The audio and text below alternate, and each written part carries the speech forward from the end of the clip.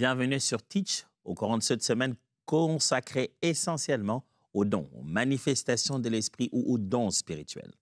Nous allons commencer d'abord par répondre à la question comment reconnaître le don qu'on a reçu de Dieu.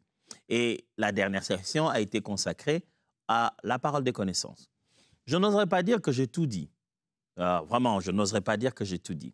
Vous connaissez Teach, on bâtit progressivement.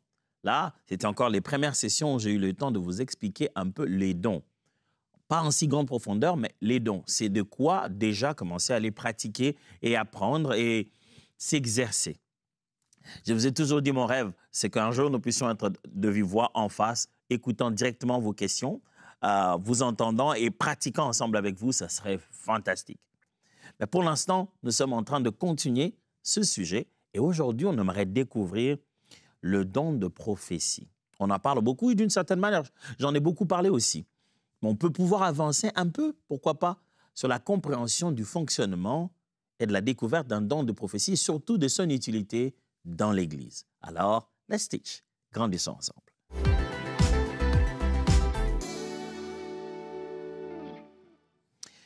Comment définir un don de prophétie? Il faut quelque chose de simple dont on se rappelle facilement. Ça ne tient pas tout à l'intérieur, mais on peut proposer ceci. Le don de prophétie, c'est la capacité de communiquer un message direct de Dieu. C'est tout. Tout aussi simple que ça. La capacité de communiquer un message direct de Dieu. Ça signifie quoi? Est-ce qu'il existe des messages indirects? Non, non.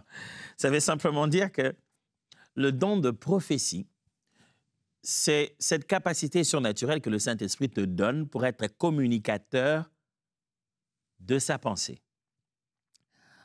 Il y a une chose que je tiens à ce que nous puissions savoir, puisque ça va permettre à la définition d'être un peu plus claire.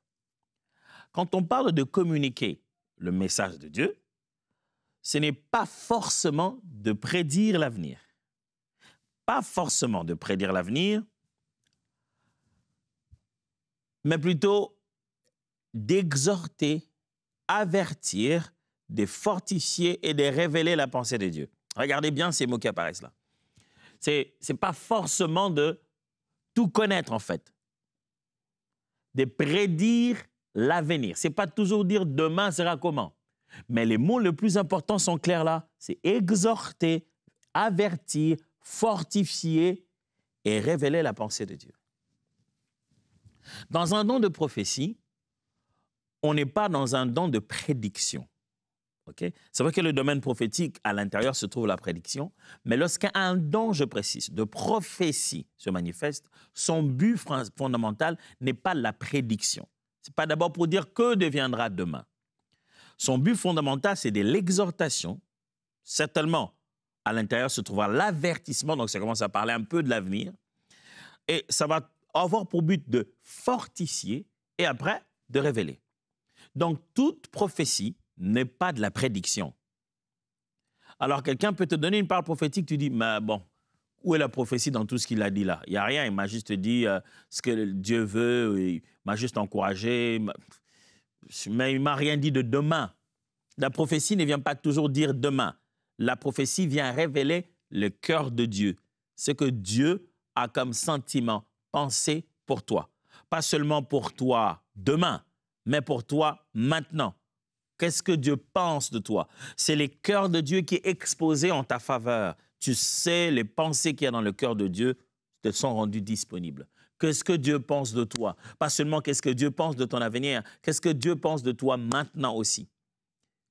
Comment Dieu vient te fortifier? Comment Dieu vient te donner plus de force et de détermination dans l'œuvre que tu dois accomplir? Lisons 1 Corinthiens chapitre 14, versets 1 à 4. 1 Corinthiens 14, versets 1 à 4.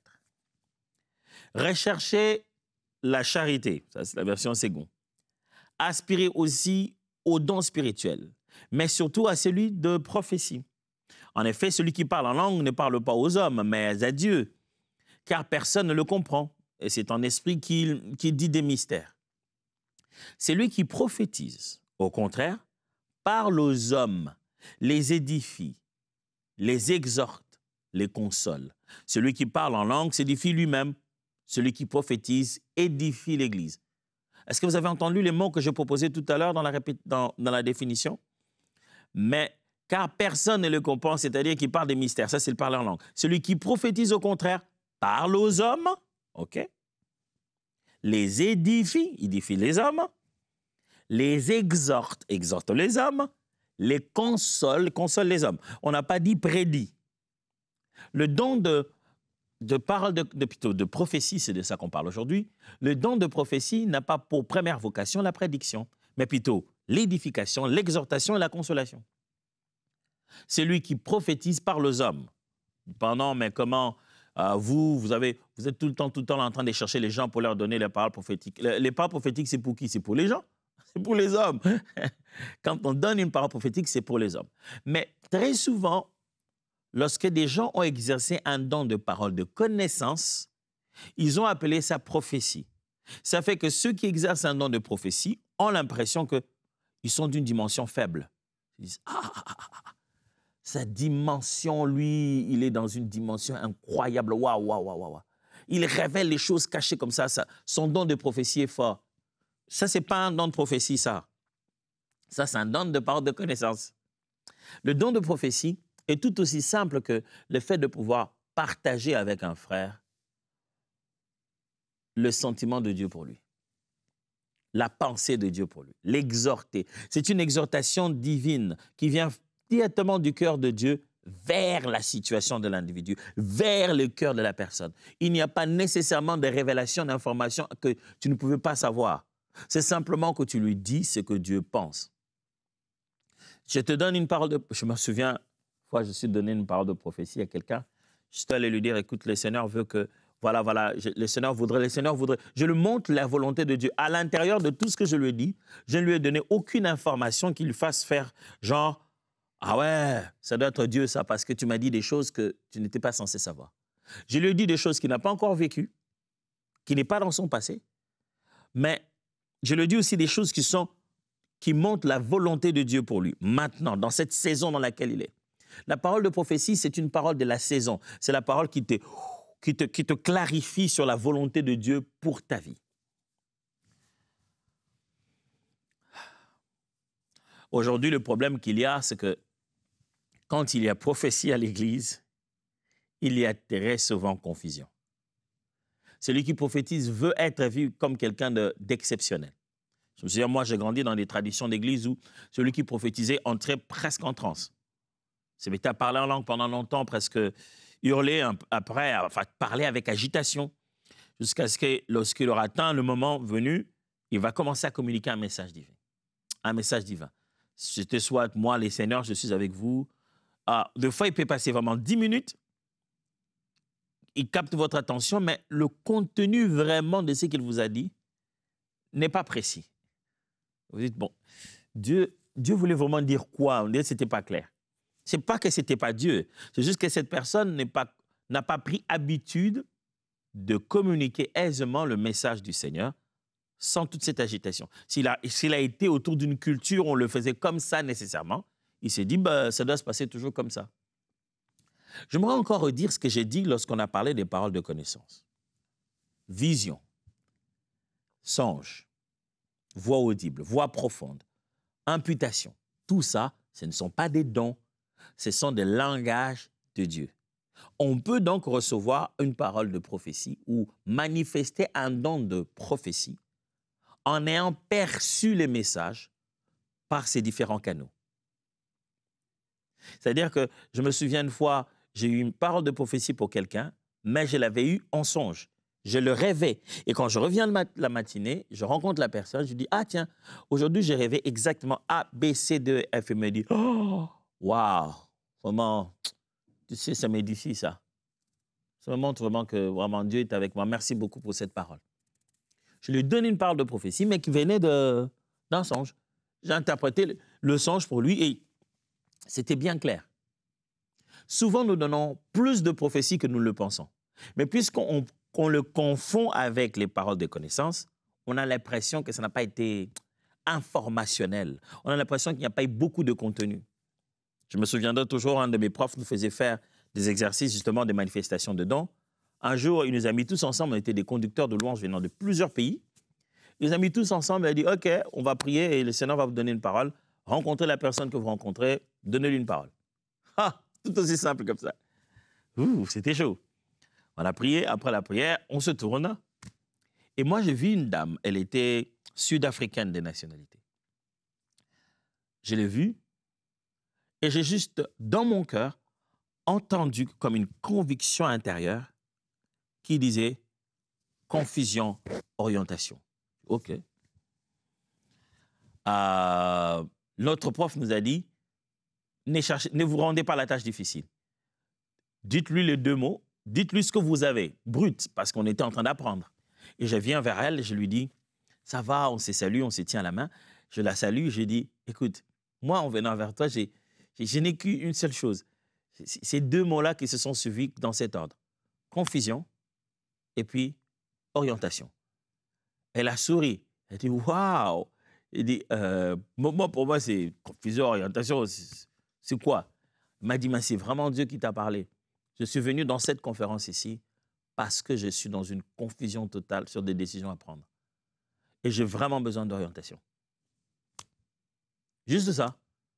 Bah, je lui ai dit, bah, écoute, je pense que le Seigneur aimerait te dire qu'il est conscient de ta confusion et que tu es vraiment ici pour un rendez-vous d'orientation et il va le faire.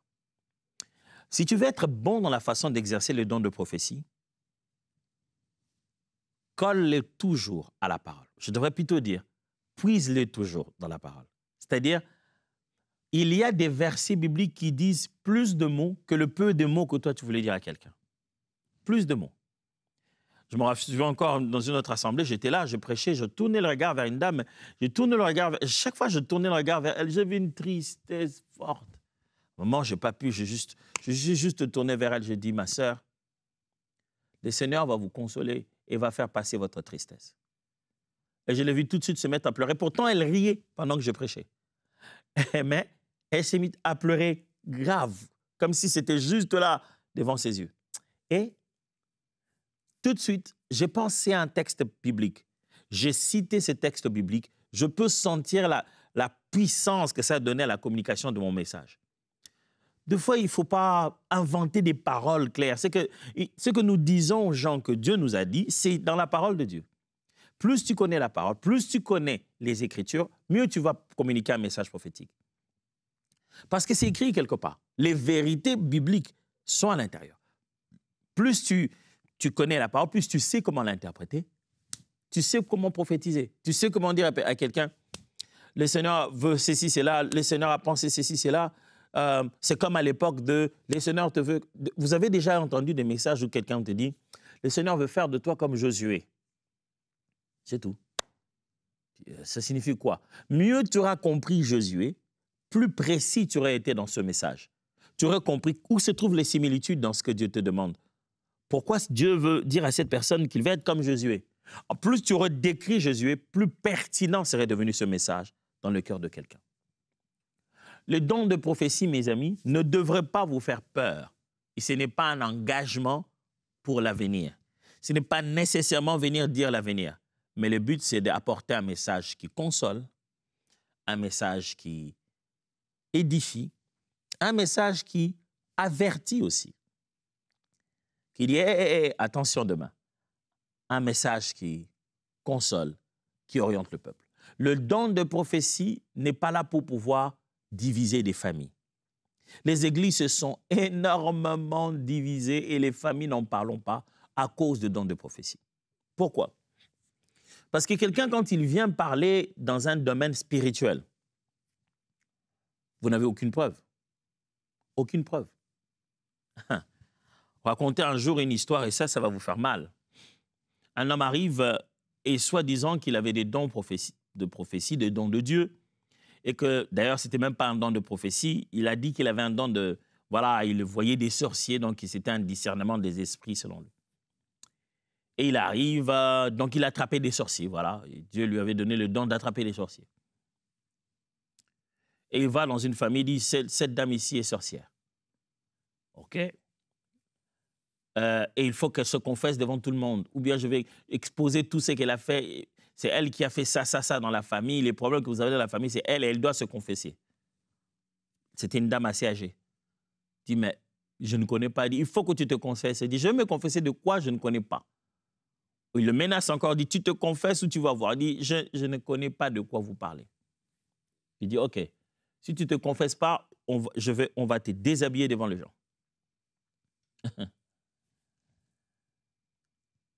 Elle a dit, je ne connais pas de quoi vous parlez. On a dû la traiter comme une sorcière, vraiment à l'ancienne époque. On a dû la déshabiller devant les gens, aussi âgée était-elle. Et puis on a dit, si tu n'es pas sorcière, on va te donner cette eau. Si tu bois, si tu es sorcière, cette eau-là, en buvant ça, tu ne seras plus toi-même. On lui a donné de l'eau. Ce monsieur lui a donné une eau à boire. Ce n'est pas qu'est-ce qu'on avait mis dedans, de chimique ou quoi. Du coup, ça fait délirer la dame. Elle a commencé à délirer. Et puis le monsieur dit, voyez, je vous avais dit qu'elle était sorcière. Il a attendu un moment, puis il dit, OK, je vais prier pour lui. Comme ça, quand on sera parti, elle va redevenir normale. J'avoue que je pense qu'il savait le temps que ça allait prendre, la hallucinogène qu'il avait mis dans cette eau-là. Et soi-disant, il a prié, ils sont partis. Cette femme est restée le long de toute sa vie. Elle a passé de longues journées à ne jamais manger parce qu'elle a dit, on m'a humilié en exposant ma nudité devant les gens. Et elle en est morte. Beaucoup de personnes se disant avoir des capacités prophétiques ont détruit des familles de gens. Parce que certaines des choses qu'ils disent ne sont pas dans l'ordre des faits. Elles sont dans l'ordre de la foi. Il faut juste croire. Et à partir de ce moment, plusieurs personnes utilisent des dons soi-disant de prophétie pour manipuler les esprits faibles. Puisque déjà, on est dans un état d'esprit de croire. De foi, ils nous font croire n'importe quoi. Je prie Dieu. Que dans l'Église, nous commencions à glorifier les seigneurs. Honorer les frères et sœurs à cause des dons, mais ne pas glorifier les gens qui en ont le don. N'ayez pas peur de quelqu'un parce qu'il donne une parole de prophétie. Non. Quelqu'un ne peut pas user des dons spirituels pour pouvoir mener des relations toxiques. Les gens commandent des vies des gens sous couvert du don spirituel. Quand le don a fini d'exercer, l'homme a commencé à parler, on n'en fait même pas la différence. Et les hommes profitent derrière un don, authentique ou non, derrière un don pour pouvoir glisser leur ordre personnel. Non, vraiment, vous avez des combats dans votre famille. Je sens qu'il y a des combats. Il faut sacrifier en donnant une offrande. On va prier pour ça. Mon frère, écoutez-moi un peu ça. Il y a des combats dans votre famille. On va prier pour ça, donner une offrande. C'est quoi comme message? Qu'est-ce qu'il y a? Le fond de ce message, c'est que vous allez juste donner une offrande. Il y a dans le combat dans votre famille. Dans toutes les familles, il y a des combats. Est-ce qu'on peut un peu mieux comprendre de quel combat on parle là? Il faut donner une offrande. Dis-moi quel type de combat est-ce qui demande nécessairement une offrande? Et il connaît le montant, en dollars. Et quand vous venez, qu'est-ce qu'il fait? On va juste prier, bien aimé, on va prier, il vous fait faire de prière, vous fait gêner, vous sentez vraiment que vous avez l'impression d'avoir, en fait, fait le sacrifice nécessaire. Et puis, elle vous dit, non, c'est bon, c'est bon. Il n'y avait rien eu. Je ne suis pas en train de dire que ces instructions sont chaque fois de la manipulation. Mais je peux vous dire, par ma petite expérience, je n'ai pas vécu longtemps encore sur la Terre, mais sur 100% des cas, jusqu'à 90%, ces choses sont soit juste la chair, l'habitude que les gens ont de la façon de faire les choses prophétiques, ou juste les mauvaises intentions de pouvoir nuire, de pouvoir bouffer de l'argent aux autres, de manipuler les autres. Très rarement, ces instructions sont telles que, comme je les ai données, venant de Dieu et manifestant réellement le résultat. Mon frère, quand tu as un don de prophétie, nous ne te devons rien. Ça nous a été donné à nous. Ma sœur, quand tu as un don de prophétie, ne te mets pas à te promener dans l'assemblée comme la plus sainte. Et on devait te réserver une place spéciale. Quand on nous prie et qu'on est à l'intercession, toi, tu dois te mettre à un coin parce que tu as besoin de réseau pour percevoir le message. Pourquoi devrais-tu te comporter comme ça? Parce que tu peux donner une parole de prophétie. Pourquoi devrons-nous à l'Église te sentir différent parce que tu apportes édification, consolation par un don de prophétie? Non. Quand quelqu'un aspire un don comme la prophétie, il commence à les manifester, je vous assure, ça met de la crainte dans le cœur. Pas une envie d'être connu. Alors aujourd'hui à l'Église, à quoi sert le don de prophétie? Même chose. 1. Encourager et exhorter l'Église. Je l'ai déjà dit dans le texte que je venais de lire. Encourager. Quand la prophétie parle, tu as envie de dire, Dieu me connaît, je suis content de ce qu'il a dit, je suis très heureux, je bénis le Seigneur. Ce n'est pas encourager des bêtises. Non, parce que je sais que quelquefois, les gens disent, non, vos prophéties n'encouragent que les mâles. Non, non, non, le don de prophétie, ce n'est pas d'encourager les bêtises, il y a aussi l'avertissement, il y a l'instruction. Mais fondamentalement, ça vient te rendre fort, pas venir te condamner. Deuxièmement, donner des avertissements ou des directions divines. Je venais de le dire. Le don de prophétie vient aussi donner des avertissements pour dire attention, demain, quelque chose est sur le point de se passer. Et ou alors donner des orientations sur où on va. Actes des Apôtres, chapitre 11, versets 27 à 28. En ce temps-là, des prophètes descendirent de Jérusalem à Antioche. L'un d'eux, nommé Agabus, se leva et annonça par l'Esprit qu'il y aurait une grande famine sur toute la terre. Elle arriva, en effet, sous Claude. Le prophète Agabus donne une parole de prophétie. Et la Bible prouve qu'elle est bien arrivée. Ce qu'il avait dit est arrivé. Il a dit, il y aura famine et il y a eu famine. L'Éternel a averti. Quand Dieu a dit, il y aura famine, ce n'est pas juste pour qu'il y ait un beau spectacle le jour où ça va s'accomplir. C'est qu'entre aujourd'hui et la famine, préparez-vous pour vivre cette saison-là. Troisièmement, confirmer des appels et des ministères. Autant que le don de parole de connaissance confirme des appels et des missions et des ministères, le don de prophétie aussi, on sert à ça. 1 Timothée, chapitre 4, verset 14. Ne néglige pas le don qui est en toi, qui t'a été donné par prophétie avec l'imposition des mains de l'Assemblée des saints. Paul entend décrire une situation dans la vie de Timothée où on lui a imposé les mains parlant de son appel. Il n'y a pas eu imposition des mains seulement, mais aussi une parole prophétique qui a parlé du don qu'il a. Il y a une parole de prophétie qui a révélé le don que la personne a. Et c'est pourquoi Paul lui dit, ne néglige pas le don qui est en toi et qui t'a été donné par prophétie avec l'imposition de main de l'Assemblée des anciens. Voilà une prophétie fantastique. C'est quelque chose qui est de bonne culture ici dans notre église à Plénitude. Chaque fois qu'il y a un moment de baptême, j'apprécie beaucoup ça. On en profite pour faire un presbytère, donc un moment où les différents anciens, les pasteurs et les personnes matures de l'Église assignées pour cela, à la sortie de la personne de l'eau, après qu'elle ait fait un témoignage sur sa repentance et qu'elle soit passée dans l'eau ou qu'on l'ait plongée, le sortie, à la sortie de cette personne de l'eau, c'est l'occasion de lui donner une parole prophétique. Et c'est fantastique.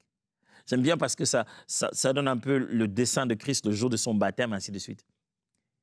Mais la bonne chose, c'est que ces paroles prophétiques-là, revenez 2 ans, 3 ans, 4 ans, 5 ans, 6 ans.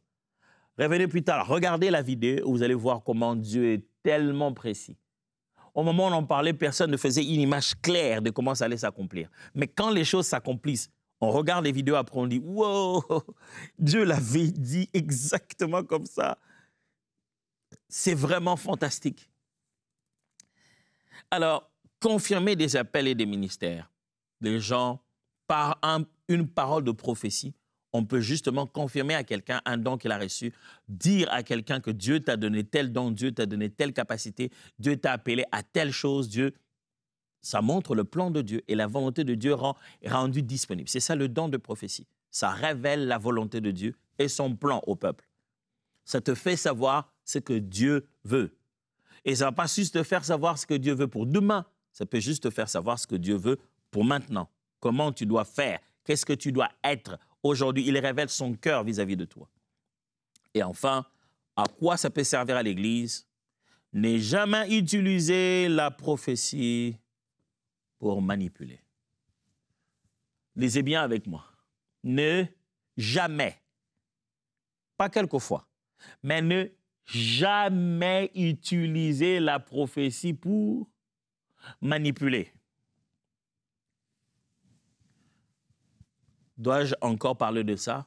Le témoignage que j'ai donné n'a pas suffi.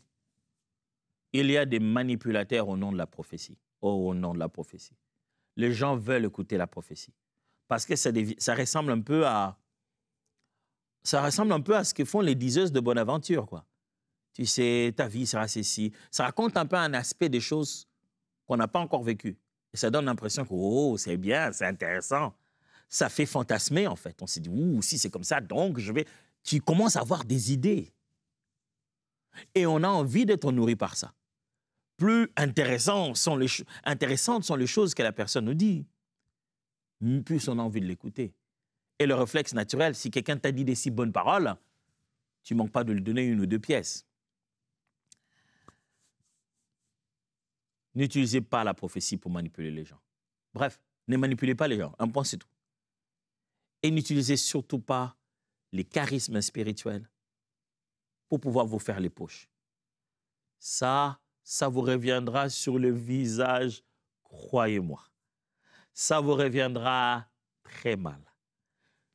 Une personne déçue est sans pitié. Quand quelqu'un a été déçu par une chose, elle devient sans pitié.